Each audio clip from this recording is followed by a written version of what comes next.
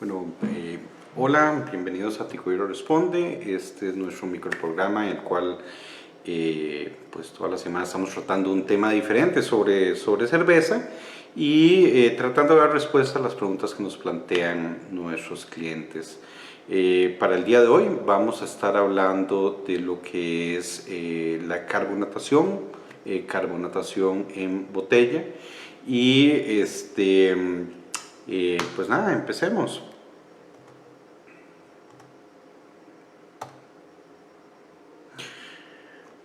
Bueno, con respecto a este tema, es muy común, ¿verdad?, que nos hagan la consulta sobre cuánta azúcar utilizar a la hora de carbonatar. Y lo que nosotros damos es normalmente una recomendación general. Y esto lo van a ver en prácticamente cualquier tienda de homebrewing, de insumos para cerveza. Las recetas formuladas, las recomendaciones generales que se están dando, siempre se trata de ser genérico y normalmente lo que se da es una cantidad como estándar. Normalmente nosotros hablamos de 28 gramos de azúcar de maíz por galón de cerveza a carbonatar, y pues ese es lo que se le dice normalmente al cliente. Pero en realidad, cuando entramos a aprender más sobre lo que es carbonatación, vamos a ver de que hay pues mucho más que eso. Entonces esa es la idea del tema de hoy. En los objetivos queremos conocer las diferencias de carbonatación por estilos clásicos, profundizar en los tipos de azúcares que están disponibles para el cervecero para hacer la carbonatación en botella, y también entender cuáles son algunos de los elementos que pueden alterar el nivel de carbonatación final que obtenemos en la botella. Demos un segundo, quisiera revisar que todo ande bien con el video porque veo aquí como algunas alertas. A ver si se está viendo apropiadamente. Creo que sí, creo que por ahí va el video. Si alguno ve problemas con la reproducción, por favor ahí me comenta. Entonces, continuando con el tema, lo primero que tenemos que entender o aclarar es que la carbonatación como tal pues no tiene un efecto de sabor. La carbonatación no tiene sabor, pero sí tiene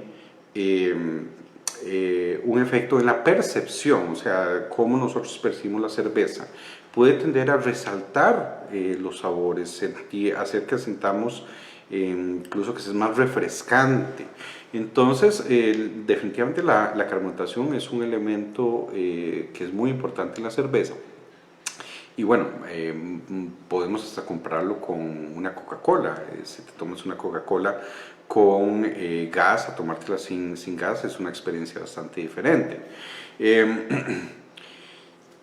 Y básicamente, cuando hablamos de carbonatación, estamos hablando de CO2, dióxido de carbono, que está disuelto en el líquido, está disuelto en la cerveza.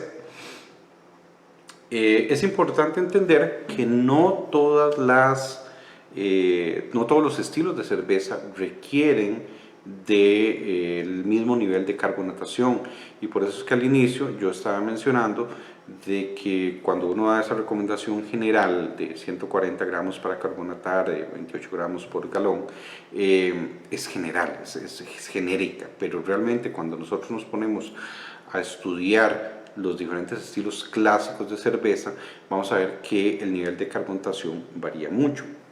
Entonces, en la tabla que tenemos por acá se puede ver que, por ejemplo, las ales británicas tienen una carbonatación entre 1.5 y 2 volúmenes de CO2.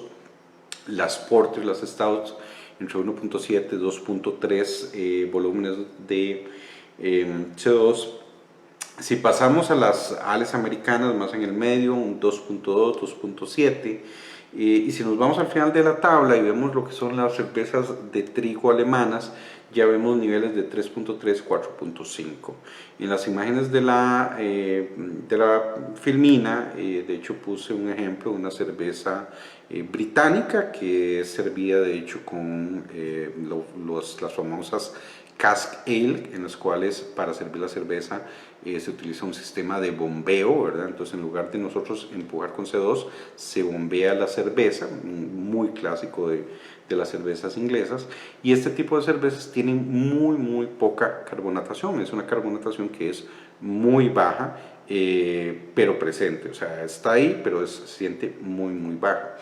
Muy diferente a las cervezas alemanas de trigo, en las cuales de hecho tenemos que tomárnoslas en un vaso muy alto y con mucho espacio libre arriba, porque van a generar muchísima espuma, producto de también de la alta carbonatación que estas tienen. Entonces, ahí lo importante es aclarar, no todos los estilos de cerveza deberían de tener el mismo nivel de carbonatación y por lo tanto realmente no deberíamos utilizar siempre el mismo nivel de azúcar para carbonatar. Entonces en esa tabla veíamos que hablábamos de volúmenes de CO2, pero entonces para aclarar qué es el concepto de volúmenes de CO2, básicamente es el espacio del CO2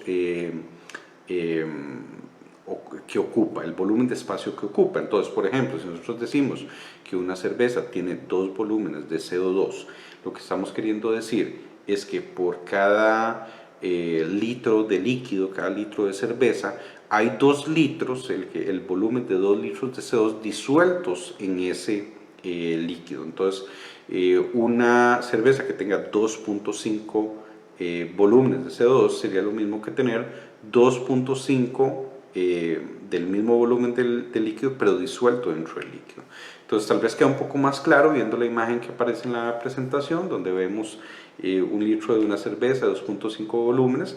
Pensémoslo como si fueran 3,5 botellas, realmente el equivalente, donde 2,5 de esas son realmente CO2, gas, que están diluidos dentro de la del líquido. Ese es el concepto en general cuando hablamos de volúmenes de CO2.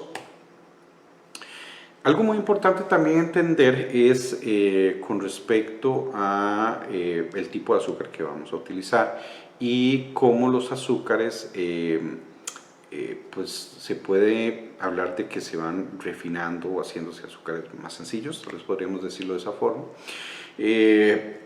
Piénsalo de esta forma, o sea, si tú tomas la caña de azúcar en su forma más puro y a través de procesos industriales vas cada vez purificando más el azúcar, pues empiezas a tener el azúcar crudo, el azúcar moreno, el azúcar blanco, ¿verdad? Que sería la forma más refinada que pudiéramos llegar a tener.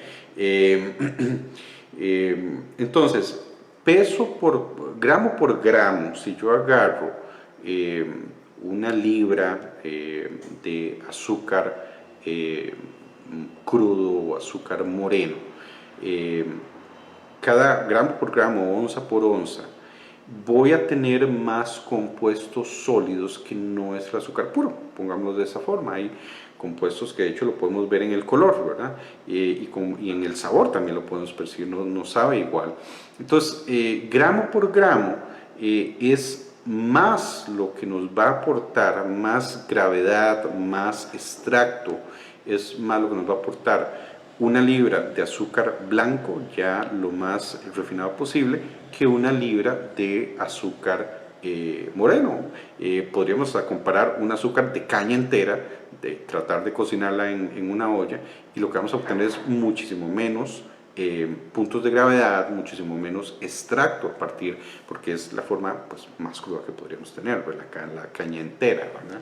Pero este concepto es importante entenderlo porque nosotros podemos utilizar cualquier azúcar para carbonatar, pero las cantidades van a variar. Entre más purificado sea o refinado sea ese azúcar, pues es menos la cantidad que va a necesitar. Entre más el azúcar sea menos refinado, pues voy a necesitar más cantidad porque hay más partículas sólidas de otros compuestos que no van a ser fermentables y que de hecho podrían ser un efecto deseado para aportar alguna nota de sabor diferente.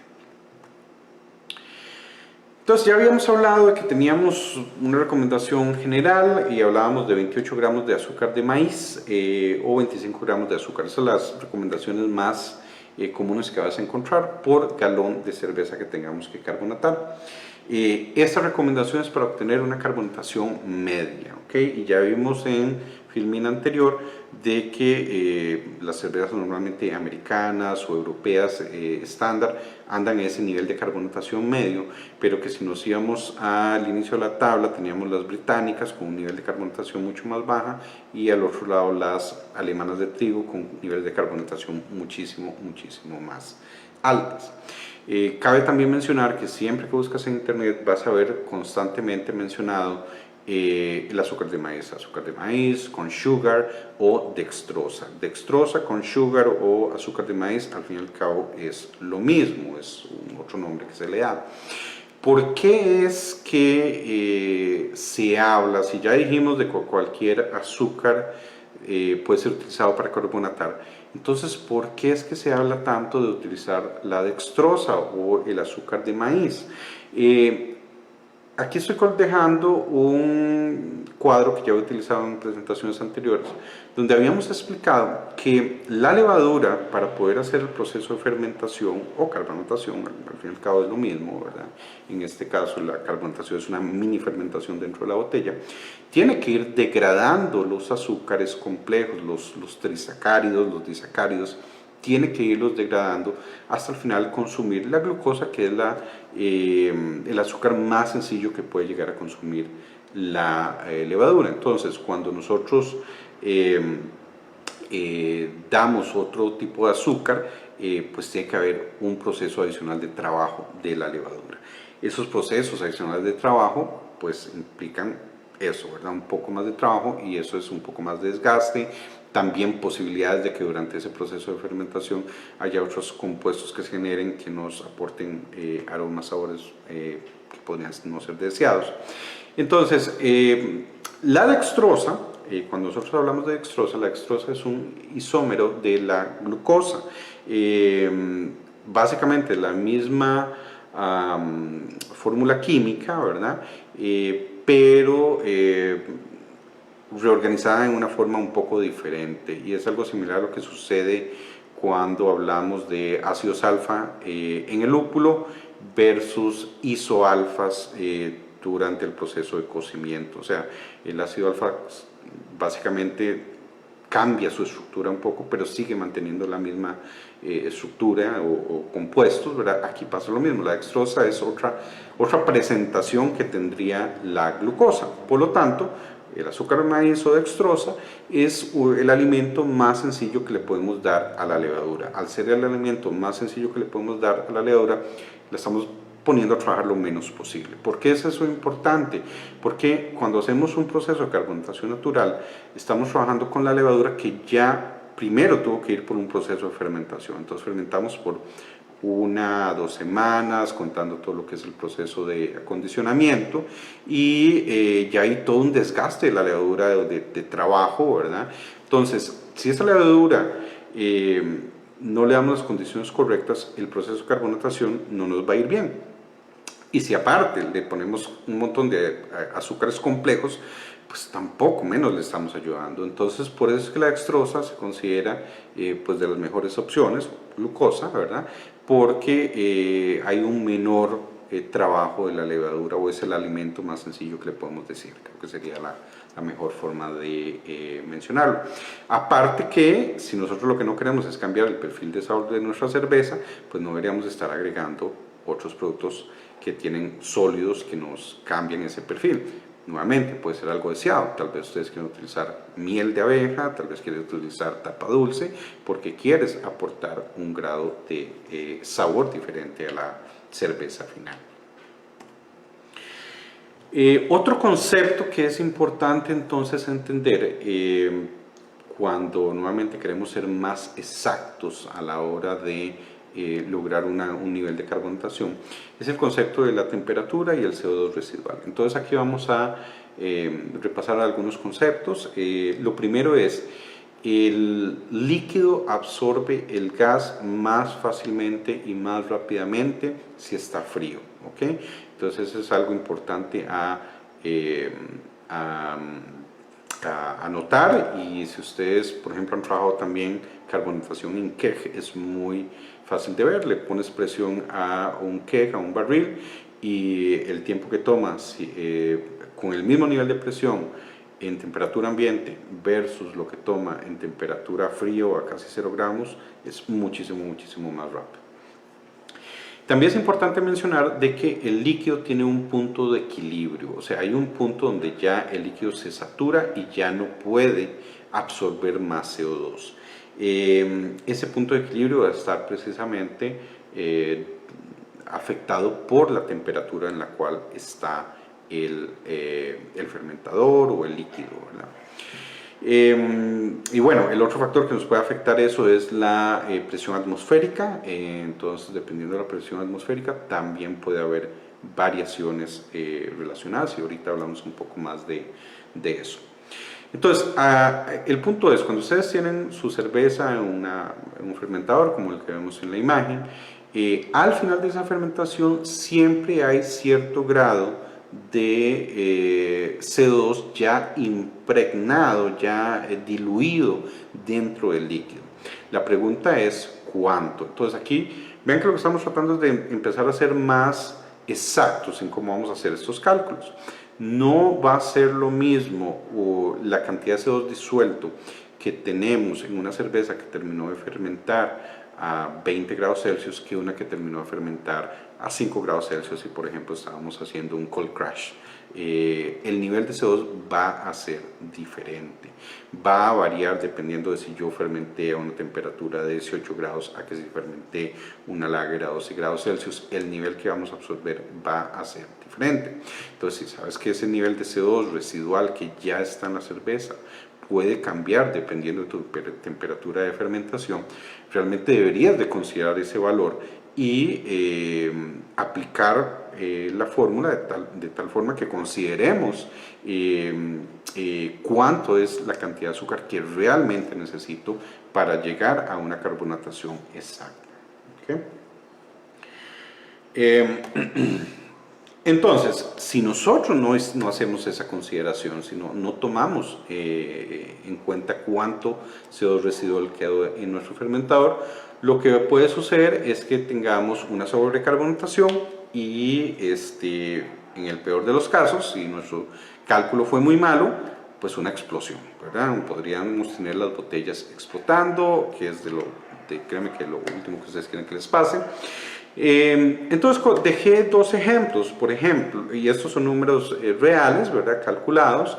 Entonces una cerveza que fue fermentada a 10 grados Celsius va a terminar con CO2 residual de 1.12 volúmenes de CO2, mientras que una que estuvo a 28 grados Celsius podría terminar con 0.67. Vean que es una diferencia importante y que si nosotros no lo consideramos podríamos terminar con una cerveza muy carbonatada.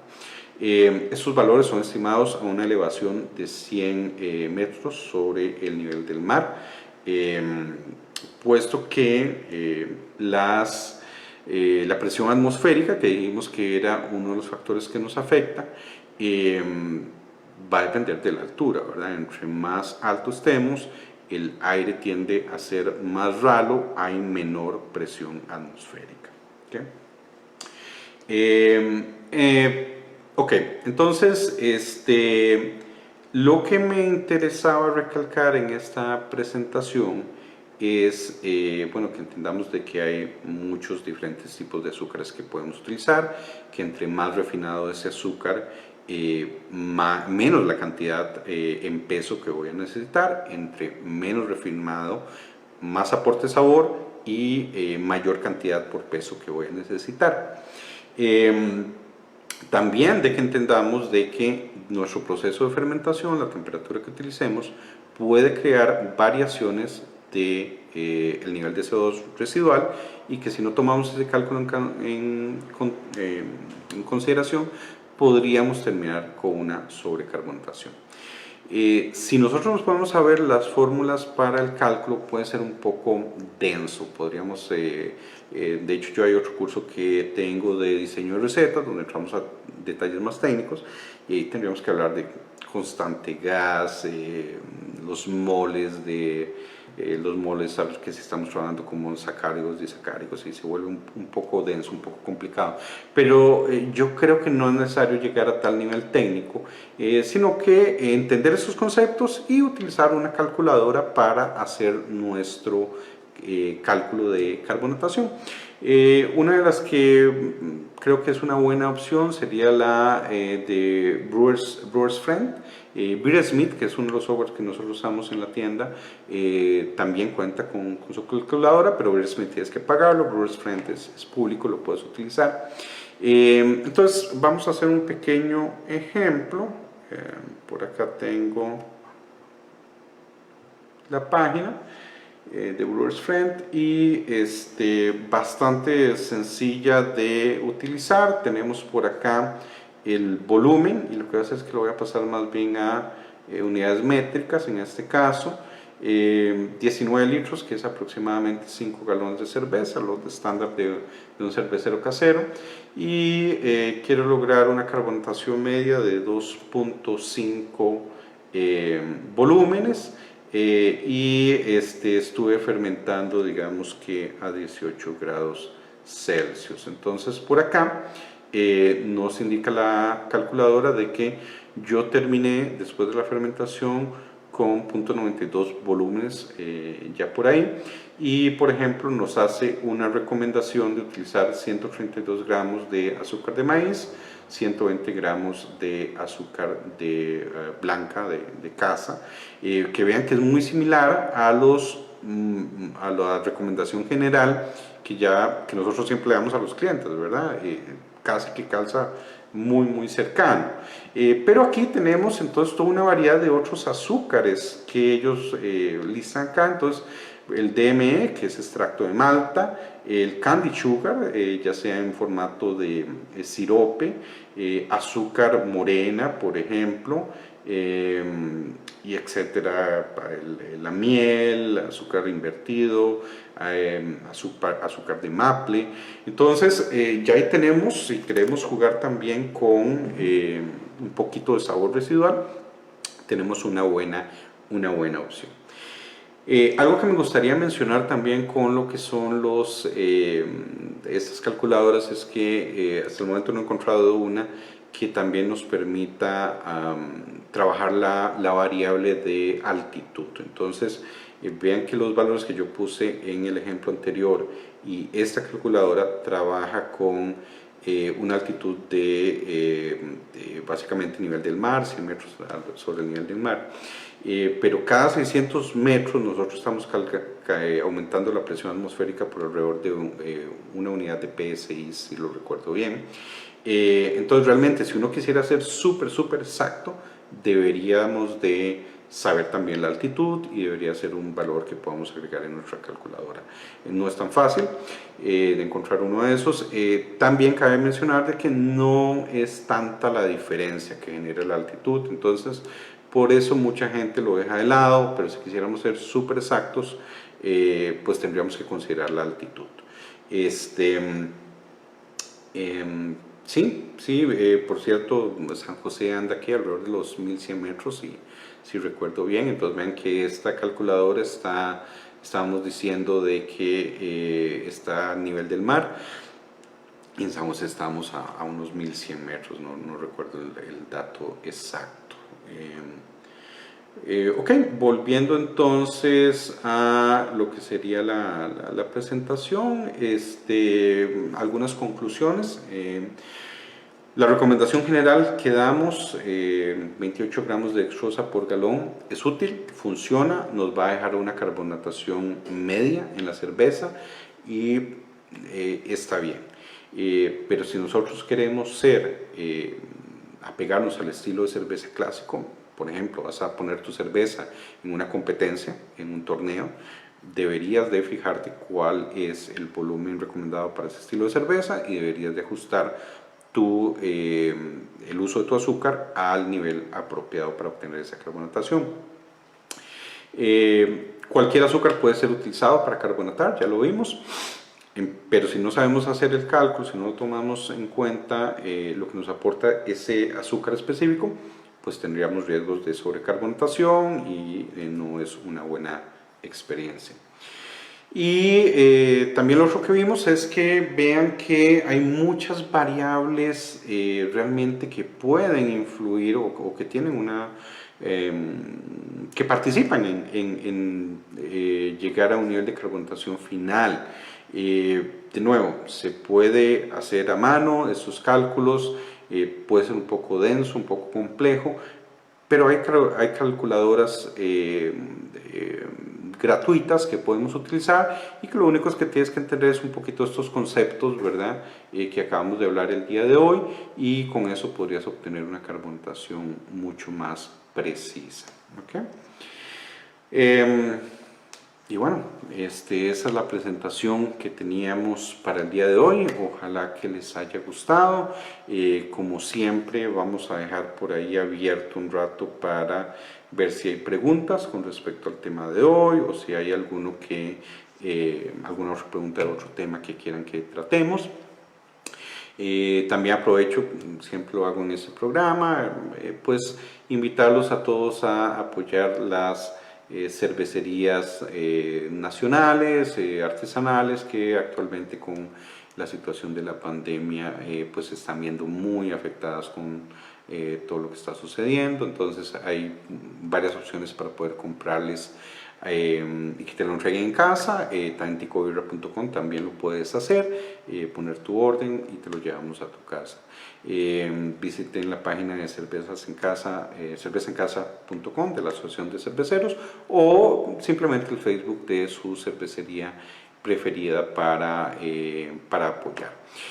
También les recordamos que en el caso de Ticobirra actualmente estamos trabajando únicamente desde nuestra sucursal de Escazú, y estamos trabajando mucho lo que es el modelo de envío a casa, para que la gente no tenga que preocuparse de pues movilizarse y pues exponerse con todo esto de la pandemia. Bueno, perfecto. No veo muchas preguntas. Vamos a ver si hay por acá. Sí, veo varias gente ahí. Saludos, Ramón, Miguel, José, Eder. Excelente que nos hayan acompañado el día de hoy. Si no hay mayores preguntas, pues entonces dejamos el tema concluido. Les agradecemos por acompañarnos y los invitamos a que nos acompañen una vez más la próxima semana. Tendremos algún otro tema que discutir. Bueno, hasta luego y buenas noches.